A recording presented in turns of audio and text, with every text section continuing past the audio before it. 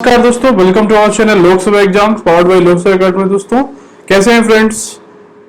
हम लोग डिस्कस करेंगे दोस्तों अपने ईपीएफओ असिस्टेंट प्रोविडेंट कमिश्नर का जो एग्जामिनेशन है 2 जुलाई को होने वाला है, उसके रिगार्डिंग हम लोग ने अभी तक बहुत सारी चीजें डिस्कस की दोस्तों, specially labour laws, industrial relation, ठीक है, industrial relation, social security schemes के बारे में डिस्कस किया, ठीक है।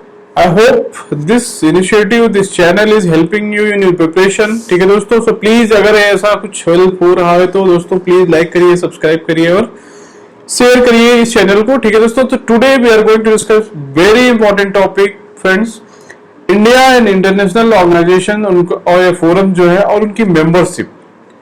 मतलब many times UPSC has asked these questions, specially UPSC कभी सिविल से आईएएस के एग्जाम में भी पूछा गया है पहले, ठीक है, कि इंडिया और पीसीएस में भी बहुत सारे एग्जाम्स में पूछा जाता है कि इंडिया और इंटरनेशनल ऑर्गेनाइजेशन जो हैं, फोरम्स हैं, उसमें मेंबरशिप है या नहीं है। बहुत टाइप से क्वेश्चन पूछा बनाया जा सकता है, स्टेटमेंट देके, कभी कुछ देके, ठीक है, कि weather India is part of nuclear supply group और नॉट, या India is a part of G7 और G8 और नॉट, ठीक है, which of the following organization does India does not have a membership. There could be a lot of questions based on these membership, ठीक है दोस्तों। So that's why I thought there should be a video on India and international organization forums membership, right friends? चलिए start करेंगे without wasting much time, right?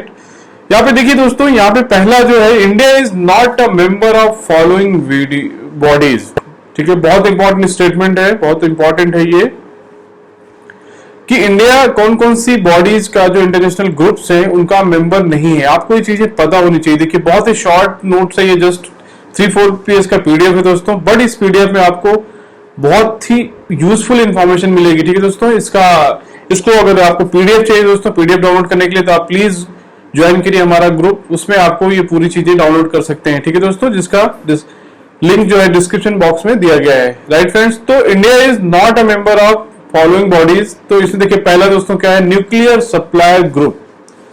Nuclear supply group का India member नहीं है अभी तक, जो कि क्या करता है कि इट रेगुलेट्स द जो न्यूक्लियर पावर, न्यूक्लियर मटेरियल है, यूरेनियम या थोरियम, उसका जो रेगुलेशन करता है न्यूक्लियर सप्लाई ग्रुप, इसका पार्ट नहीं है, ठीक है दोस्तों। इंडिया ने न्यूक्लियर सप्लाई ग्रुप का जो ट्रीटी है उसको साइन नहीं किया है, राइट।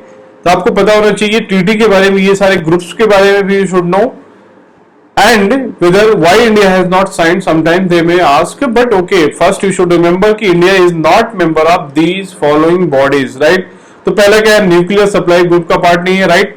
दूसरा है नॉन प्रोलिफरेशन ट्रीटी, एनपीटी को साइन नहीं किया हुआ है इंडिया ने। India has not signed NPT, non proliferation treaty, जो की बात करता है कि जो न्यूक्लियर एनर्जी, न्यूक्लियर बॉम्ब्स है, उसका क्या कहता है कि उसको बढ़ावा नहीं मिलना चाहिए, नॉन प्रोलिफरेशन ट्रीटी, ठीक है। तो उसको भी, एनपीटी को भी इंडिया ने साइन नहीं किया है, क्योंकि वो इंडिया के हिसाब से वो डिस्क्रिमिनेटरी है, बिकॉज ऑलरेडी वो are nuclear countries, they have acquired nuclear powers, now they are saying that other countries should not acquire, so it's not a equal level playing field for other countries, right friends? So that's why India has not signed the NPT, बहुत important है, NPT sign नहीं किया है, ठीक है।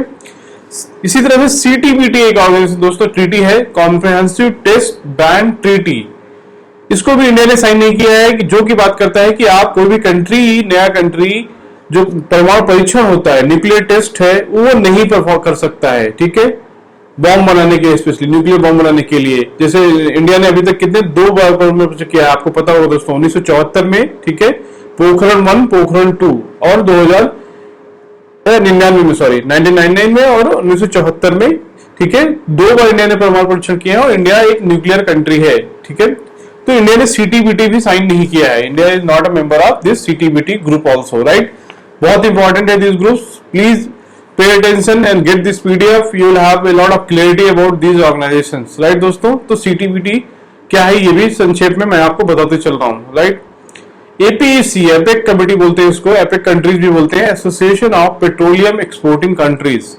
This is the OPEC जो है, group of countries who are having a lot of petroleum production, so they export petroleum in the different parts of world, ठीक है।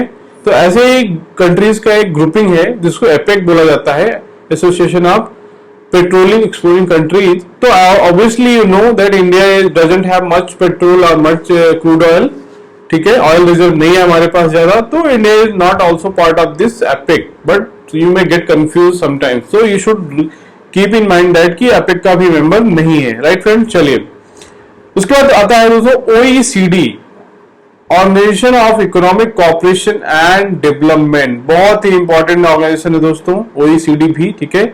ये क्या है, डेवलप्ड कंट्रीज का मोस्टली ऑर्गेनाइजेशन है, ठीक है, जिसमें लगभग इस टाइम आई थिंक 34 कंट्रीज हैं। ये भी पूछा जा सकता है किस ग्रुप के कितने मेंबर्स, जैसे OECD में almost 34 countries are the members, but India is not part of that because, ठीक है, OECD का पार्ट नहीं है इंडिया, ठीक है, ये आपको ध्यान में रखना है। और इस ऑर्गेनाइजेशन के बारे में भी आपको गूगल करके पढ़ लेना है। These organisations are very very important, these international bodies are very important, right. तो OECD का भी मेंबर नहीं है इंडिया, राइट। G8 जो कि रसिया के भी बाहर होने की वजह से G7 है दोस्तों। तो ग्रुप ऑफ 8 या 7 powerful countries of the world economically which are powerful, इसको G7 एक्सक्लूडिंग रसिया, ठीक है। तो इसका भी मेंबर इंडिया नहीं है। You know that it is a developed countries body, right. यहां पे बहुत ही कंफ्यूजन है दोस्तों, इसमें बहुत कंफ्यूजन होता है क्योंकि आपको लगता है कि इंडिया तो एशियन कंट्री है सॉरी, ठीक है। तो आपको क्या लगता होगा, आसियान कंट्री जिसे बोला जाता है। तो इंडिया इज नॉ association of south east Nations, इसका फुल फॉर्म है दोस्तों। आसियान कंट्रीज बहुत इंपॉर्टेंट है, 10 कंट्रीज का ग्रुपिंग है, जो हमारे पड़ोसी देश है साउथ ईस्ट नेशंस है, उनका ग्रुपिंग है, but India is not member of this body, ठीक है। आसियान का मेंबर नहीं है, ठीक है। सार्क का मेंबर है बट आसियान का मेंबर नहीं है, जबकि ये बहुत कंफ्यूजिंग होता है दोस्तों। तो India is not a member of ASEAN, ठीक है, association of south east nation. तो ये दोस्तों हमने देखा कि बहुत ही इंपॉर्टेंट बॉडीज हैं जिनका इंडिया मेंबर नहीं है। आपको ये चीजें याद होनी चाहिए, ठीक है, बहुत ही हेल्पफुल है, बहुत सारे एग्जाम्स में पूछा जाता है, राइट फ्रेंड्स।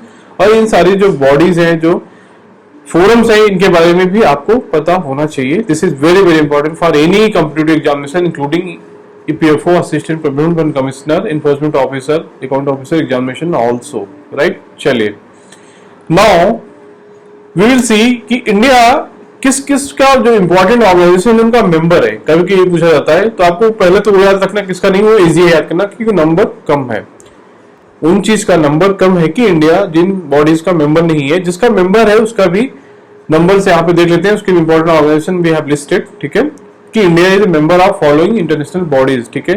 देखिए यहाँ पे वर्ल्ड बैंक आपको पता है, विश्व बैंक का बहुत फेमस है, IMF का मेंबर है दोस्तों, इंटरनेशनल मॉनिटरी फंड, अंतरराष्ट्रीय मुद्रा कोष का इंडिया मेंबर है। सार्क कंट्रीज, ठीक है, इसका भी आपको पता होगा, सार्क में 8 कंट्रीज हैं दोस्तों, ठीक है, राइट।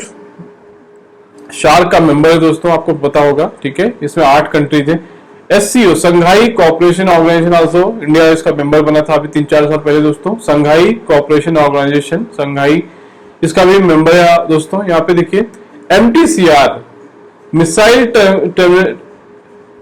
ठीक है, रेजिम कंट्रोल रेजिम, ठीक है, मिसाइल टेक्नोलॉजी कंट्रोल रेजिम है MTCR। इंडिया देखिए यहाँ पे बिकेम मेंबर इन 2016, 2016 के पहले इंडिया इसका मेंबर नहीं था। इसमें क्या है दोस्तों, ये रिलेटेड टू मिसाइल की कौन सा कंट्रीज, तो इसमें क्या रिस्ट्रिक्शन है दोस्तों कि इससे ज्यादा दूर के मार करने वाली मिसाइल नहीं बना सकते हो आप, एक्सपोर्ट नहीं कर सकते हो, 300 आई थिंक 300 किलोमीटर और something some range is there, you can not export more than this if any missile is having more than this range, ठीक है।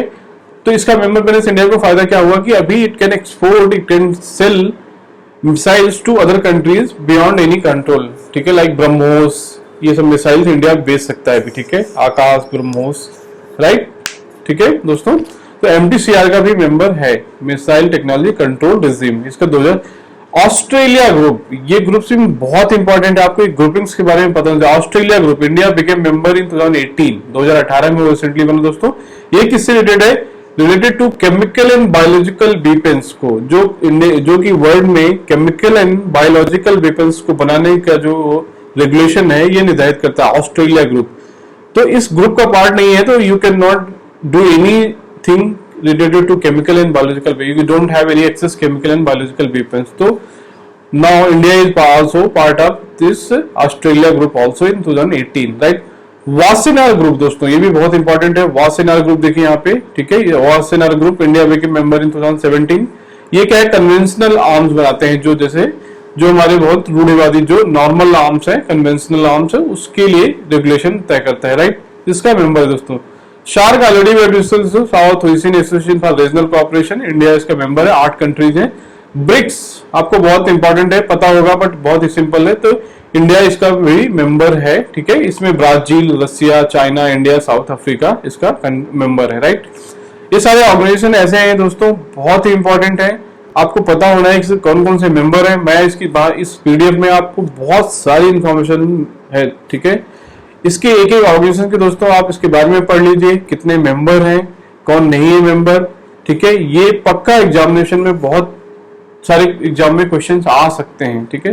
तो ब्रिक्स का देखिए दोस्तों, यहाँ पे ये मेंबर्स हैं। कॉमनवेल्थ ऑफ नेशंस, इसका भी इंडिया मेंबर है। कॉमनवेल्थ एक जो कॉमनवेल्थ ऑफ नेशन क्या है दोस्तों, जो ब्रिटिश था, ब्रिटिश है, जो यूके है, उसके जो पुराने कॉलोनीज हैं जिनमें ब्रिटेन का शासन था पहले, जैसे इंडिया, पाकिस्तान, बहुत सारे अफ्रीकन कंट्रीज, ठीक है, तो उनका एक ग्रुपिंग है कॉमनवेल्थ ऑफ नेशंस। अभी भी आपको पता होगा कॉमनवेल्थ गेम्स होते हैं, वो उन्हीं देश के लिए होते हैं जो कभी ब्रिटिश के क्या कॉलोनी थे, ब्रिटिश के शासन के अधीन थे, ठीक है। ब्रिटिश के राज्य में वो शासन किए हुए थे वहां पे ब्रिटिश ने, तो उन्होंने क्या कॉमनवेल्थ ऑफ नेशन बनाया है, तो इंडिया उसका मेंबर है। आपने देखा United Nation already we have seen it is member of G20 दोस्तों, G20 का इंडिया एक मेंबर है, जो कि largest 20 economy of the world, ठीक है, उसमें इंक्लूडिंग G8 ऑल्सो, ठीक है। तो G20 का भी मेंबर है इंडिया। G8+5 और G7+5, इसमें देखिए G8 इकोनॉमिक जो टॉप 7-8 इकोनॉमी है, US, UK, France, Japan, Germany, Canada, ठीक है, राइट। रसिया भी सस्पेंडेड है। +5 जो कि एस्पायरिंग इकोनॉमीज हैं, जो डेवलपिंग से डेवलप्ड हो सकती है फ्यूचर में, जिनकी इकोनॉमी में बहुत पोटेंशियल है, तो एक ग्रुपिंग है, इनफॉर्मल ग्रुपिंग है G8+5, जिसमें +5 कौन कौन से हैं, China, India, Brazil, South Africa and Mexico. They may ask this question also, ठीक है। तो ये 5 कंट्रीज कौन कौन से आपको याद रखनी है, चाइना, इंडिया एंड G8 और G7 में जो कौन कौन सी कंट्रीज हैं वो भी आपको पता होना चाहिए, राइट, ठीक है। G4 नेशन दोस्तों, ये भी बहुत फेमस नॉमेनक्लेचर है, G4 नेशंस, राइट।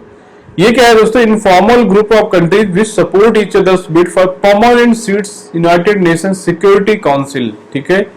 ये ऐसे 4 देशों का ग्रुपिंग है दोस्तों, जो कि संयुक्त राष्ट्र में जो सुरक्षा परिषद है उसमें परमानेंट मेंबरशिप की जो डिमांड है उसके लिए एक दूसरे का सपोर्ट करते हैं, ठीक है। तो it's also one of the informal grouping, ठीक है, जो एक दूसरे को परमानेंट मेंबरशिप के लिए सपोर्ट करते हैं। और कौन से देश है दोस्तों, इंडिया है, Germany, Japan and Brazil, right. तो ये चारों कंट्रीज क्या है, aspiring to become permanent member of United Nations Security Council, ठीक है। तो उसमें ये एक दूसरे का सपोर्ट करते हैं, उसके लिए ग्रुपिंग बनाई गई है, G4 नेशंस, आपको याद रखना है दोस्तों, राइट। चलिए आगे बढ़ते हैं। देखिए अगला है दोस्तों बिम्स्टेक, ये भी आपको फेमस होगा दोस्तों, ये भी आपको पता होना है कि इसके कौन कौन से मेंबर हैं।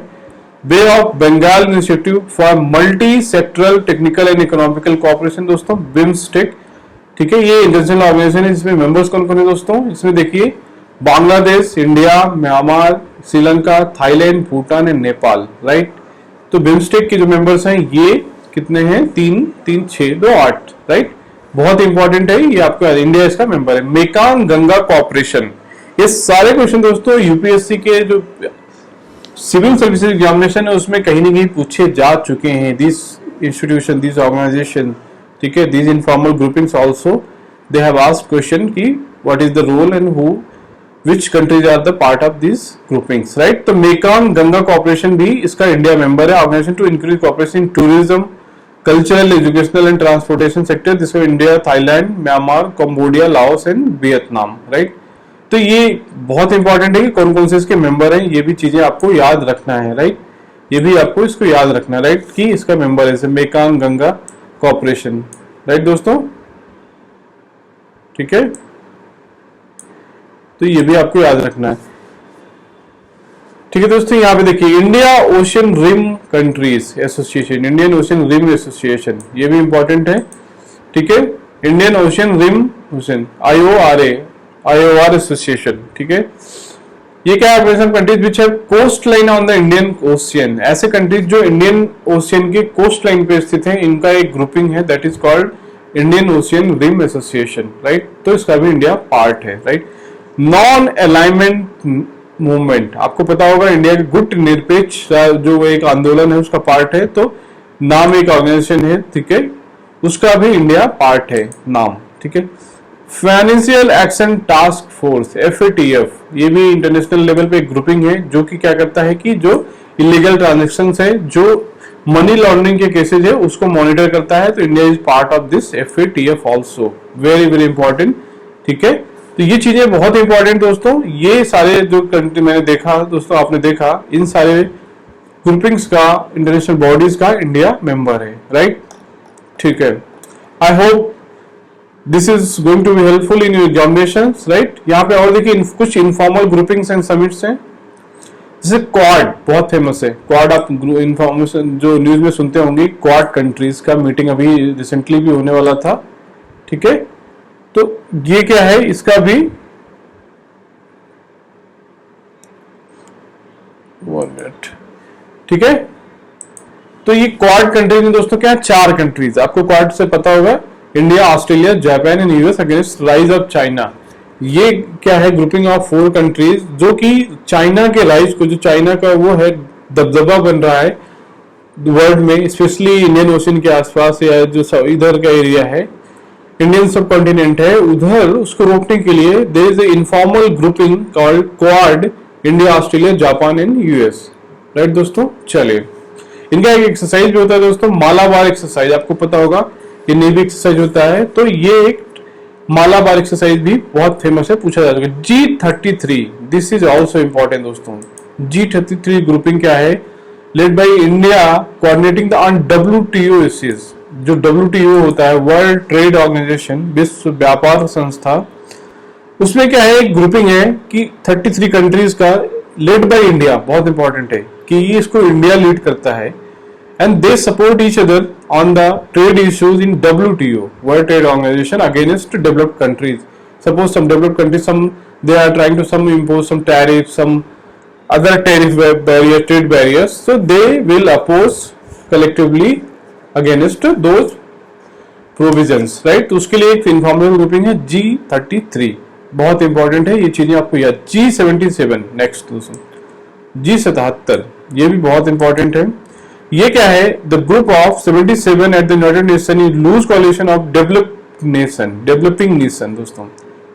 जो विकासशील देश हैं यूनाइटेड नेशंस के अंदर, जो जनरल असेंबली है, उसमें कितने मेंबर दोस्तों, ऑलमोस्ट आई थिंक 196 और 195, राइट।